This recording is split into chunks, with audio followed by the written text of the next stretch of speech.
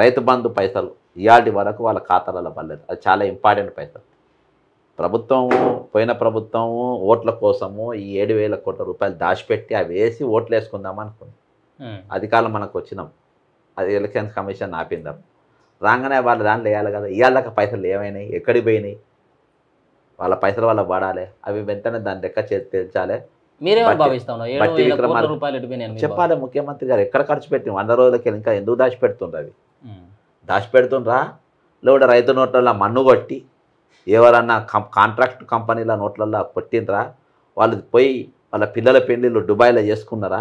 ఏ contractor జేబులోకి ఆ డబ్బులు పోయినాయి అనేది ఈరోజు ముఖ్యమంత్రి, ఫైనాన్స్ మినిస్టర్ గారు, రెవెన్యూ మంత్రి గారు ముగ్గురు కలిసి ఒక కంబైన్డ్ ప్రెస్ మీట్ పెట్టి తెలిపాల్సిన అవసరం ఉన్నది. ఆ డబ్బులు లెక్క తేల్చాల్సిన అవసరం ఉన్నది. రైతులు చాలా ఇబ్బంది పడుతుంది. ఈ ముగ్గురు డైరెక్ట్ వాళ్ళు ఎఫెక్ట్ అవుతున్నాయి. ఇమీడియట్గా కాళేశ్వరం దొంగలను జైలు వేయమనో, మేఘా కృష్ణారెడ్డిని లోపటేయమనో, లేకుంటే అవి మీ వాళ్ళ గాని కళ్ళు నేను ఏం చెప్తలేను. మై హోమ్స్ చెరువులలో బిల్డింగ్లు కట్టిండు, అవి నువ్వు కూలగొట్టా అని అప్పుడు నువ్వే ఆరోపణ చేసి కూలగొట్టుమనో, లేకుంటే నేను వేరే ఏం చెప్తలేను. మీ దోస్తుల గురించి నేనేం మాట్లాడతలేను.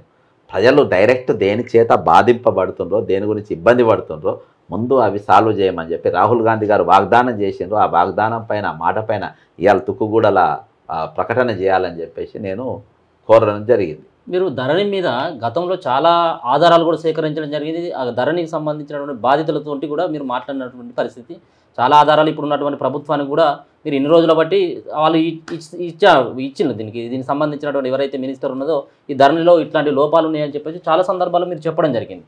అసలు ఏం జరిగి ఉంటుంది మరి, ఎందుకు ధరణి పైన ఇప్పటి ప్రభుత్వం ఎందుకు స్పందించట్లేదు అని చెప్పేసి మీరు భావిస్తా ఉన్నారు? ఎందుకంటే అందరూ వాటాదారులు కాబట్టి వీళ్ళందరూ నవీన్ మిత్తల్ని ఎందుకు పెట్టుకుంటారు దొంగను?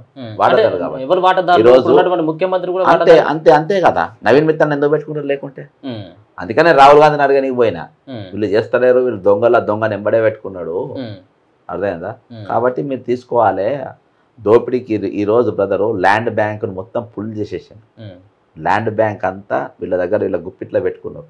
ఈరోజు మామూలు మనిషి, రిటైర్డ్ అయిన మనిషి, లేకుంటే ₹1 ఊళ్ళో 1 ఎకరం 2 ఎకరాలు అమ్ముకుంటే ఏదో ఒక జిల్లా కేంద్రంలో ఎక్కడనో ఒక 100 గజాలు కొనుక్కొని ఇల్లు కట్టుకుంటారు. ఆ టైంలో వాళ్ళ పిల్లల పెళ్లి చేసి సెటిల్ అయ్యి రెస్ట్ ఆఫ్ ద లైఫ్ అన్న కిరాయిలలో కూడా సొంత ఇల్లు ఉండాలని కట్టుకునే పరిస్థితి.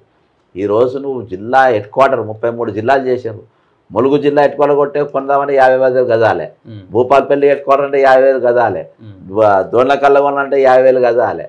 ఎక్కడ చూసినా 50,000కు మినిమం తక్కువ లేకుండా లక్షల రూపాయల గజం చొప్పున మీరు భూమి ఇచ్చారు. కేవలం బికాజ్ ఆఫ్ ధరణి వల్లనే అక్కడ మొత్తం భూములు మొత్తం కబ్జా పెట్టాలి, రేట్లు పెంచి కూర్చున్నారు సిపాయిలు, సిండికేట్.